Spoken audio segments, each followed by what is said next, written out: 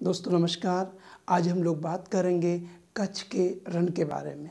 कच्छ के रण से संबंधित कई क्वेश्चन पूछे जाते हैं, जैसे कच्छ का रण किस राज्य में स्थित है, कच्छ के रण को लेकर किन देशों के बीच विवाद का विषय है, इसे कच्छ का रण क्यों कहा जाता है,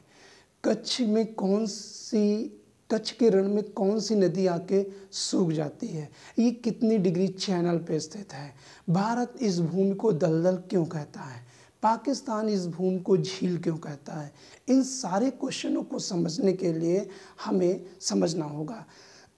दोस्तों हम देखते हैं कि भारत के पश्चिमी राज्य आपका गुजरात पड़ता है। कौन सा राज्य?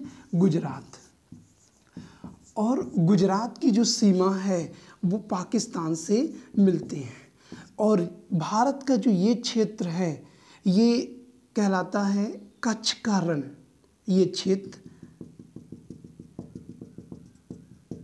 कच्छ का रण, कच्छ का रण।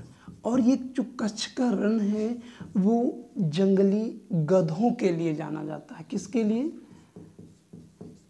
जंगली गधों के लिए, ठीक है, या गुजराती गधों के लिए जाना जाता है। दोस्तों अब हम बात करते हैं कि ये कच्छ का रण क्यों कहलाता है। देखिएगा, जब अरब सागर, ये अरब सागर है,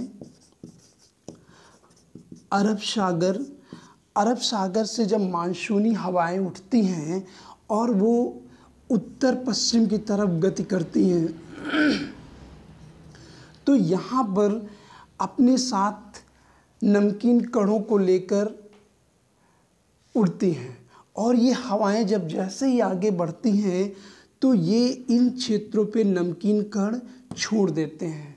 तो ये पूरा का पूरा जो मैदान है, ऐसा लगता है कि पूरे एरिया में नमक बिखेर दिया गया हो।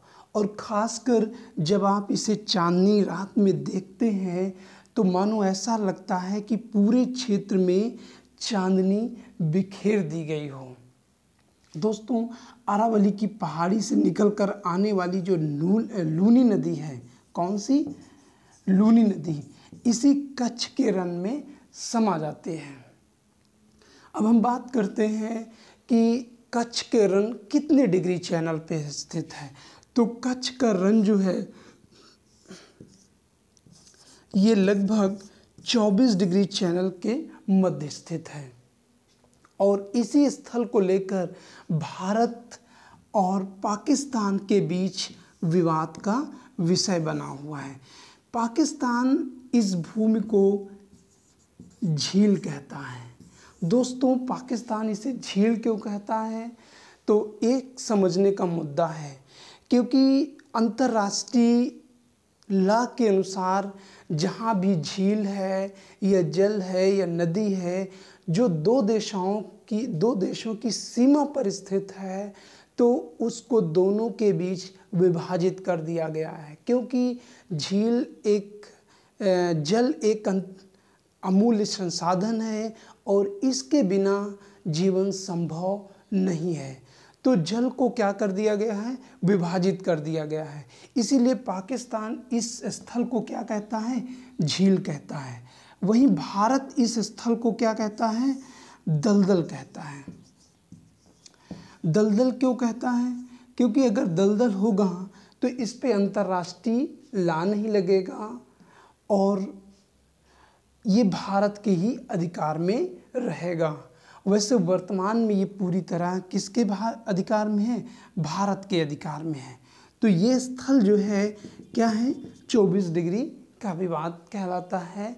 किस राज्य में स्थित है? कच्छ के रण में स्थित है। तो दोस्तों यदि ये जानकारी आपको अच्छी लगे तो आप मेरे चैनल को सब्सक्राइब करिए, लाइक करिए, कमेंट करिए, शेयर करिए। ठीक है, थैंक यू।